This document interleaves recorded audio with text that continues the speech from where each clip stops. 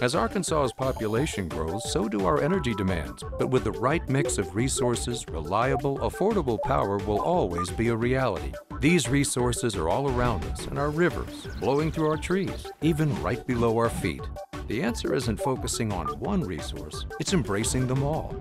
The electric cooperatives of Arkansas know that a balanced approach to power builds our communities and powers our dreams. Visit themixmatters.com and see why there's power in knowledge.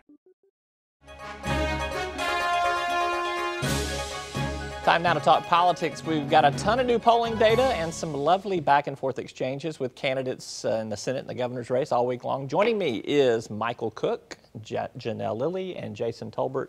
Michael and Jason are bloggers on Talk Business and Politics website. Janelle, obviously KATV's lead Capitol reporter.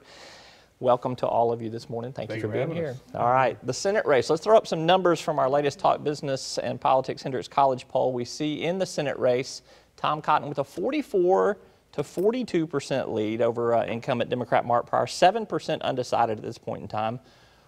Michael, I'll come to you first. Why is this race competitive still when we've seen these headwinds over the last couple of years? You know, the thing about this race, you look at it for the past 6-8 months, it's been flipping back and forth one way or the other between these two candidates.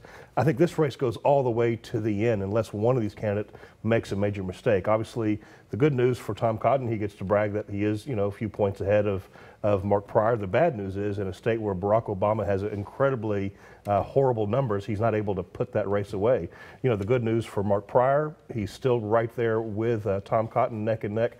Bad news is he's less than 50%. So this one comes down to election night. Yeah, your take, Jason. Yeah, and this one really is tight. The bad news really for an incumbent, Senator Pryor has been in Washington for 12 years now, and he's just at the 42% mark. That's pretty low for a two-term incumbent senator. The good news for him is, as Michael said, it's still a competitive race. There's still a good group of undecideds that can be had out there. But I think Tom Cotton has a very good chance to tap into that group as the challenger. I think he's still introducing himself to a lot of people around the state. So he really now has to close the deal over the next 3 months in order to win this race. I mean, it's still within the margin of error, though. So what does one person do to tilt the balance to get it out of that margin of error? Because right now it's still statistically a tie. Sure. I think Tom Cotton has a little more opportunity there than Senator Pryor does. Most people know Senator Pryor now and have already made up their minds on him. Whereas with Tom Cotton, I think we saw about 20% of the state still undecided on their opinion on him. So he has to really sell himself and introduce himself to the voters. And the Pryor campaign at the same time is probably going to try to, or is going to try to paint a very negative picture of him to contrast with that. So they haven't done that in this last several months, have they? So. Well, Cotton makes it easier with all the votes he's had in Congress. I mean, last week, I think one of these third-party groups ran an ad that highlighted the fact that Tom Cotton was the only member of Congress from Arkansas to go vote against funding for Arkansas Children's Hospital. And Cotton's campaign responded with a ever-changing story of why that was. So all these things is Cotton makes Mark Pryor's job easier every day. But to Janelle's question, what does Mark Pryor do to now close the deal? Jason answered that. What does Mark Pryor have to do? What Pryor has to do is keep showing how he's been fighting for Arkansas. You know, the things he's gotten done for them in the state. And then also by keeping the pressure on his opponent. He can't let up in terms of showing how far right and how out of touch that Tom Cotton is with everyday Arkansans. Do you think this race comes down to the wire, or do you ultimately see some distance? I think it's going to be close. I think you're also going to see a lot of former Senator David Pryor over the next 3 months. I think he'll probably appear in some ads and he'll be out campaigning for his son. I think that's probably a smart strategy for the Pryor campaign. I mean, I don't really see the race tilting one way or the next unless someone makes a huge gaffe.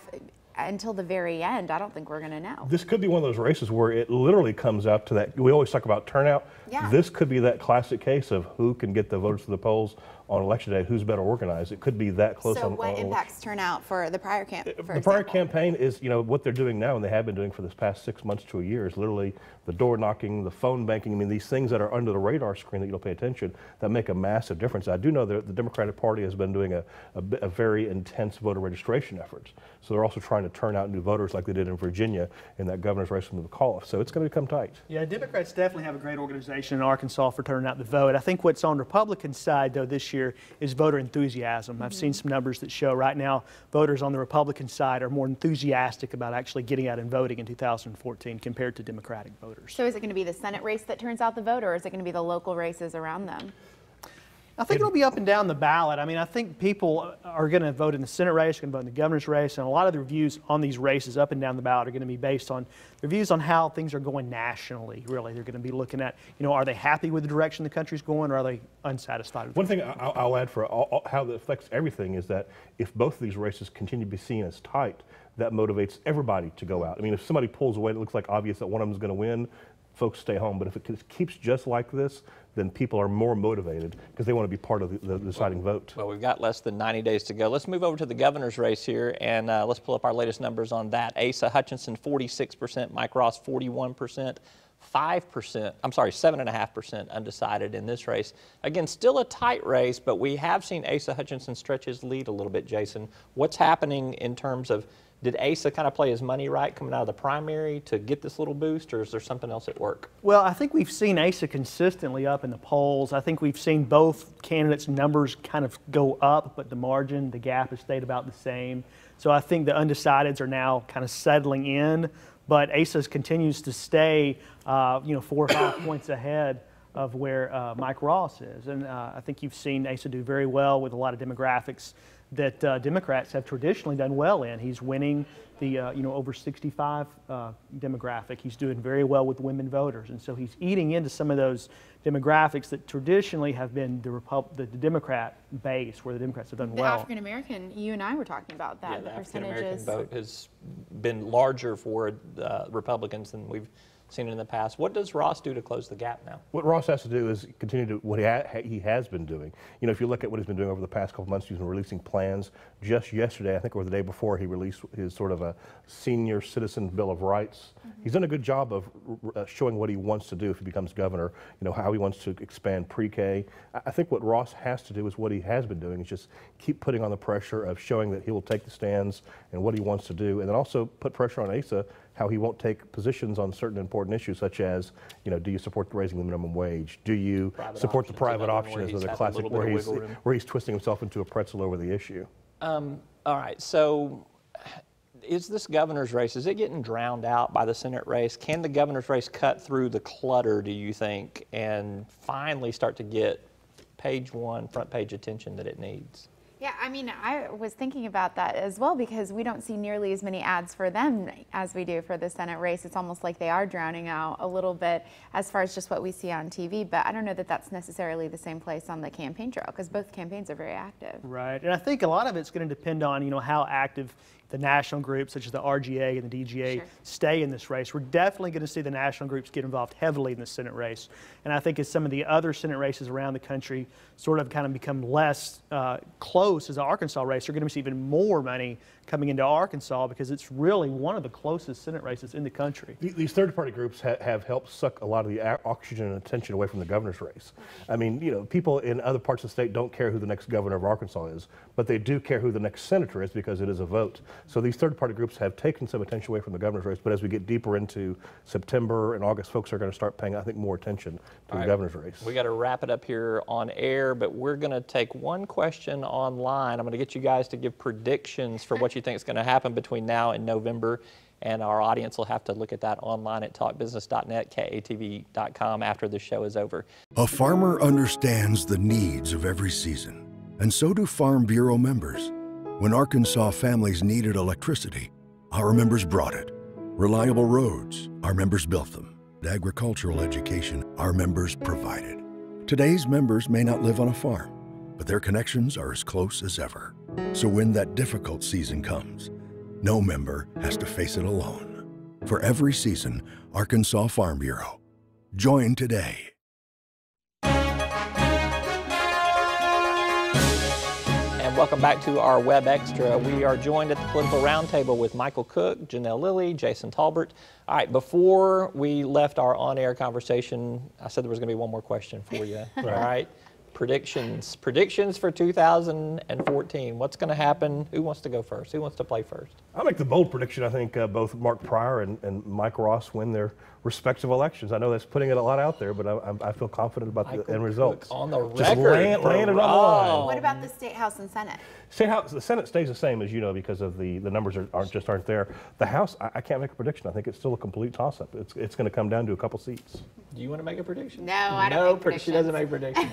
Well, mine, not surprising, will be almost the opposite of Cook's, but a little bit more general. I think that this year Republicans will finally continue, complete the wave they've ridden the last couple elections. I think they will finally technically become the majority party in Arkansas. They'll win the majority, if not all, of the statewide constitutional officers. They'll hold majorities in both the House and the Senate and the legislature, and they'll finally become the majority party. Is there a constitutional office that you think is up for grabs? Which one, if you had to name one?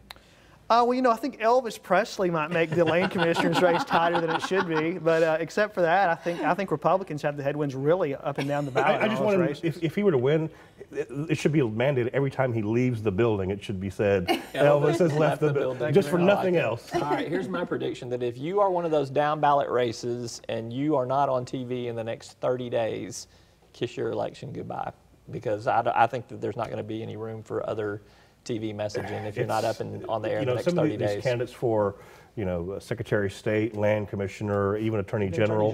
They're, you know, I did a story on Talk Business just earlier this week about how much money Asa Hutchinson and Mike Ross they already bought their last 3 or 4 weeks of television, so they've locked down a lot of that prime time real estate. So yeah, they're going to get shut out pretty quick. Third-party groups have already made their purchases as well when it comes to that. There's tens of millions already booked for the last 30 days of the campaign. Although one thing I will say, I bet you a lot of these down ballot races, they're going to do more cable.